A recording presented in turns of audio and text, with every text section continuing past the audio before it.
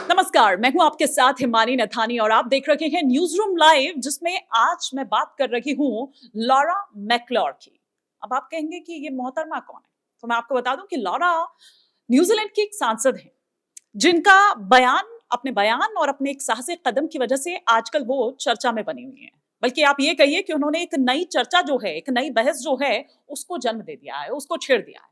Actually हुआ क्या कि वो एक तस्वीर लेकर संसद में पहुंचती हैं बीते दिनों, अभी ज्यादा टाइम नहीं हुआ है, एक बीते हफ्ते ही, बल्कि अगर मैं बात करूं तो वो एक तस्वीर लेकर पहुंचती है और वो तस्वीर ऐसी थी कि जिसने पूरे सदन को झकझोर कर रख दिया और कई तरह के जो सवाल हैं उनको भी खड़ा कर दिया है। क्योंकि ये सीधा सीधा जो मामला जुड़ा हुआ है वो डिजिटल शोषण से जुड़ा और उन्होंने ये कहा कि इसके लिए सख्त कानून जो है वो बनाने की जरूरत है। इस पर उन्होंने जोर दिया। ना केवल इतना, बल्कि उन्होंने ये कहा कि ये महिलाओं की सुरक्षा से जुड़ा हुआ, उनकी उनकी प्राइवेसी से जुड़ा हुआ, उनकी डिजिटल सुरक्षा से जुड़े जो भी वैश्विक जो इस तरह के मुद्दे हैं, उसको एक नई बहस को वो यहाँ पर जन्म दे देती हैं, वो उसको उठाती हुई यहाँ पर नजर आती है। दरअसल हुआ क्या, मैं आपको पूरा वाकया समझाती हूँ। वो सदन में जाती हैं और एक अपनी ही तस्वीर, जो न्यूड तस्वीर है, वो सदन में दिखाती हैं। अब जैसे ही वो सदन में इस तस्वीर को दिखाती हैं तो सारे हक्के बक्के रह जाते हैं, सारे हैरान रह जाते हैं। उनको समझ नहीं आता कि ये लॉरा को हुआ क्या है और वो क्या करना चाह रही है, वो क्या कहना चाह रही है। तो वो थोड़ा सा रुकती हैं, ठहरती हैं और वो ये कहती हैं कि चौंकिए मत, हैरान मत होइए, ये तस्वीर मेरी ही है, हाँ, लेकिन ये असली नहीं है, ये डीप फेक है, ये एआई जनरेटेड है। उन्होंने ये कहा, लेकिन ये इतनी रियल है कि कोई भी इससे धोखा खा जाए। अब ये सोचिए कि कोई आम इंसान अगर हो, उसकी अगर इस तरह की कोई आपत्तिजनक, कोई अश्लील फोटो जो कि डीप फेक, जो कि एआई जनरेटेड हो, असली फोटो नहीं है, लेकिन ये कितनी रियल है। उन्होंने कहा कि कोई भी महिला, कोई भी लड़की हो, वो इसका शिकार नहीं होनी चाहिए, जो उसकी बिना अनुमति से इस तरह की अश्लील जो तस्वीर है वो बनाई गई हो। इसके लिए ठोस कानून होना चाहिए और इसके लिए बहुत ज्यादा जरूरत है। उन्होंने इस चीज पर यहाँ पर जोर दिया। उन्होंने कहा कि ये सीधा सीधा जो शोषण का मामला है, ये डिजिटल शोषण है और ये नहीं होना चाहिए, इसे रोकना होगा, ये बहुत ही अपमानजनक है। और आप ये सोचिए, उसका जीवन, उस महिला का जीवन जिसको पता भी नहीं है, और वायरल की जा रही है ये तस्वीरें, लेकिन वो असहाय है, वो कुछ नहीं कर सकती। इस तरह के कई मामले हैं जो बीते दिनों में सामने आए हैं और उन मामलों को मैं यहाँ पर रखना चाहूंगी। लेकिन उन्होंने ये बताया कि आप ये देखिए कि ये सबसे बड़ी समस्या है कि इस पर कोई कानून नहीं है, आप इस तरह से कुछ कर नहीं सकते हैं। लेकिन वहीं दूसरी तरफ कितना आसान है कि आप एक महिला की छवि को किस तरह से इस डीप फेक के जरिए, इस एआई जनरेटेड, मतलब आप किसी भी तरह से उसको पेश कर सकते हैं, आप जैसा चाहते हैं। और आजकल तो हम देख रहे हैं ना कि ये लोगों के लिए थोड़ा सा फन भी हो गया। अपनी तस्वीर कोई भी आप डालते हैं तो वो उसको एआई उसको अपनी तरीके से बनाकर दे देता है और आप उसको वायरल करते रहते हैं। ये ठीक है कि वो तो फन के लिए है, लेकिन इस तरह की तस्वीरें, आप सोचिए कि कुछ ऐसे दिमाग भी इसके पीछे बैठे और पूरा स्कैम मैं कहूंगी। ये इतना छोटा मामला नहीं है, आप इसकी गंभीरता को समझिए। और मैं उनको बधाई देती हूँ कि वो इस तरह के मामले को वहां संसद में उठाती हैं और ये एक बहुत ही साहसिक कदम है।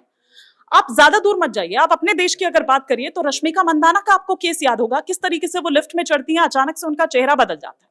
आप रश्मिका मंदाना की बात करें, इसके अलावा आप सचिन तेंदुलकर की बेटी सारा तेंदुलकर की अगर मैं बात करूं तो वो डीप फेक का शिकार हुई है। आप हर आए दिन देखते होंगे कि किस तरह से प्रधानमंत्री नरेंद्र मोदी हो, अमित शाह हो, उनके जो कितने सारे डीप फेक जो इस तरह के वीडियोज हैं वो सामने निकल कर आते हैं।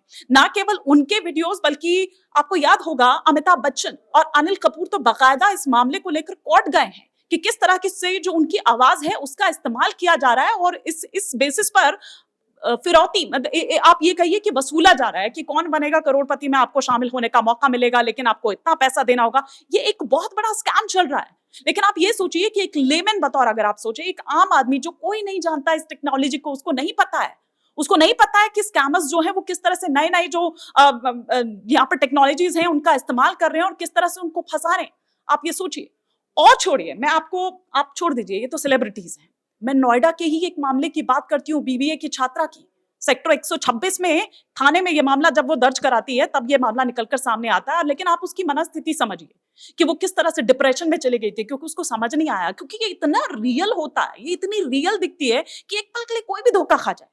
अभी पिछले दिनों बिलावल भुट्टो की भी आपने वो डांस करती हुई तस्वीरें, हर किसी को लगा कि अरे देखिए यहाँ पर क्या हो रहा है और बिलावल भुट्टो डांस कर रहे हैं, लेकिन वो बिलावल भुट्टो का असली फोटो नहीं था।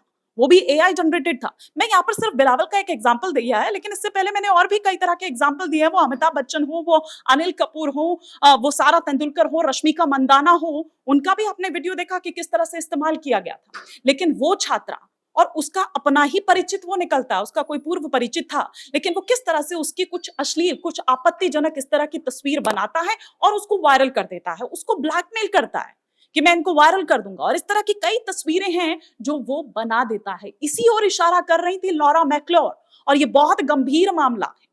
मैं अगर ये कहूं अपने देश में, ठीक है, कानून तो यूं तो बहुत बने हुए हैं, लेकिन वही बाबा आदम के जमाने के बने हुए हैं। मुझे लगता है कि इनको समय समय पर रिवाइज होने की जरूरत है, क्योंकि अगर कोई भी इस तरह का, पहले तो ये समझने की जरूरत है कि कितना बड़ा स्कैम है, इसको सिर्फ ये साइबर क्राइम है ये आप संज्ञा दे देंगे, इससे नहीं बनेगा। आपको समझना होगा इसकी गंभीरता को, आपको समझना होगा। उस महिला का सोचिए, उस शख्स का सोचिए जिसका पूरा जीवन बर्बाद हो जाता है, क्योंकि वो सिर्फ यही साबित करने में जुटा रहता है कि ये मैं नहीं हूं।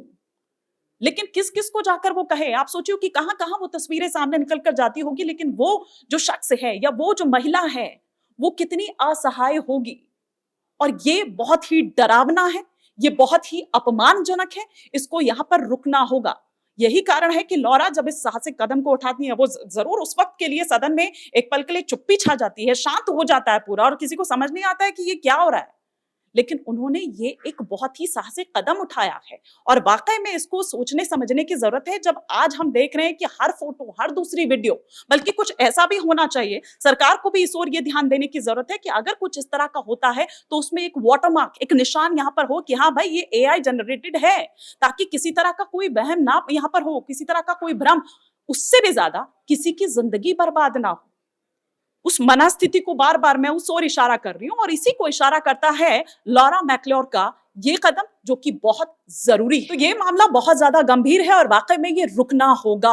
ये बहुत अपमानजनक भी है, और यही कारण है कि मैं बार बार लॉरा मैक्लोर का यहाँ पर जिक्र कर रही हूँ, क्योंकि उन्हीं ने दरअसल न केवल देश में बल्कि पूरी दुनिया में, किस तरह से न्यूजीलैंड में नहीं बल्कि पूरी दुनिया में इसकी चर्चा हो रही है, और बाकायदा उन्होंने deep fake digital harm and exploitation जो बिल है उसको वहां पर वो टेबल कर रही थी। वो इसके जरिए ये बता रही थी कि इस तरह का कोई भी कंटेंट हो, वो कोई अगर बना रहा है, वो कोई अगर शेयर कर रहा है, तो उस पर लगाम लगाई जानी बेहद जरूरी है।